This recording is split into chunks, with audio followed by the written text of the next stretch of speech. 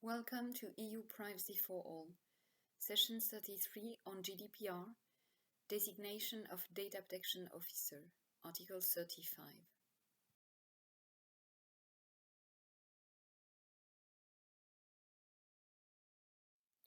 Several suggestions worth noticing. On European Parliament side, the fact that a DPO was to be nominated whenever the processing relates to 5,000 data subjects in any consecutive 12 months period. When processing tackles special categories of data, location data, or data on children or employees in large-scale filing system. It also suggested that designation for several establishments would be possible and that it would be a 4 years designation in case of an employee being nominated as a DPO or 2 years at least in case of external service contractor. EU Council, going quite along the same line, suggested that a DPO should be designated on the basis of professional qualities and in particular expert knowledge, that no conflict of interest should exist.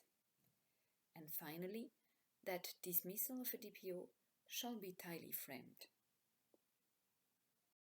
Article 35 clearly frames mandatory designation of a data protection officer by the controller or the processor.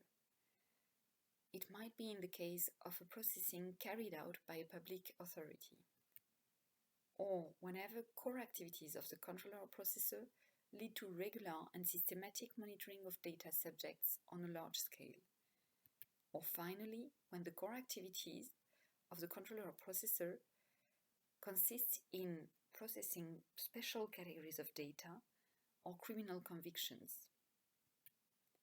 A group of undertakings may appoint a single data protection officer. A single DPO might be used by different public authorities.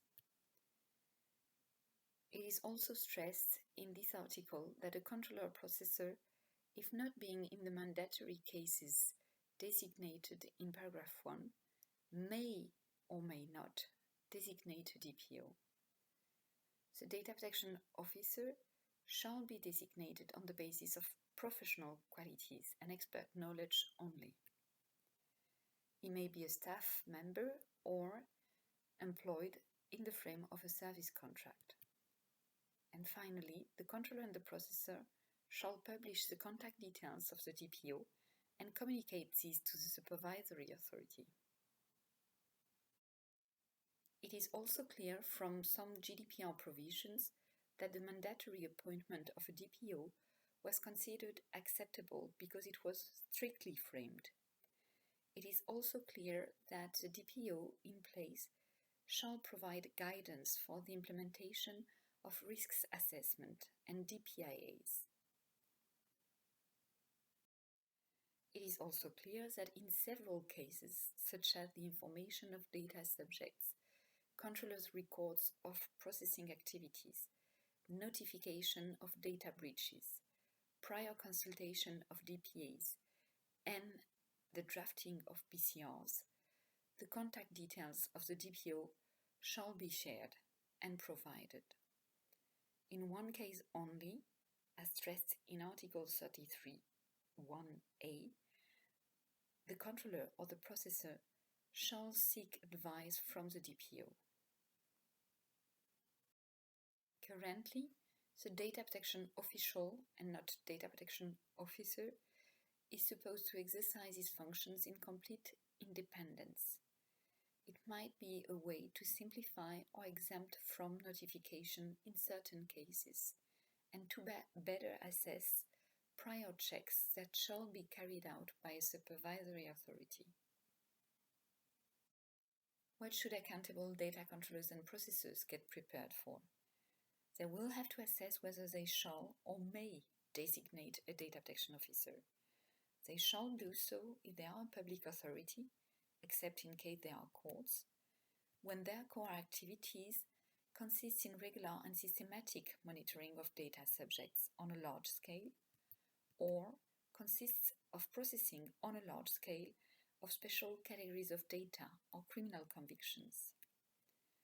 A group of undertakings may appoint a single data protection officer, and this one shall be designated on the basis of professional qualities and expert knowledge only.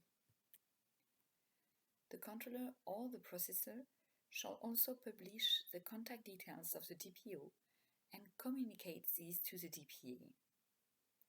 The DPO must be consulted to carry out DPIAs and help to identify risks, assess those better, and suggest best practices to mitigate those risks. Finally, controllers and processors shall communicate the contact details of the DPO in several cases. So, for instance, to inform data subjects in records of processing activities, to notify data breaches, to handle prior consultation of a DPA, or the drafting of PCRs. What will be interesting now is knowing more about EDPB guidance on mandatory designations.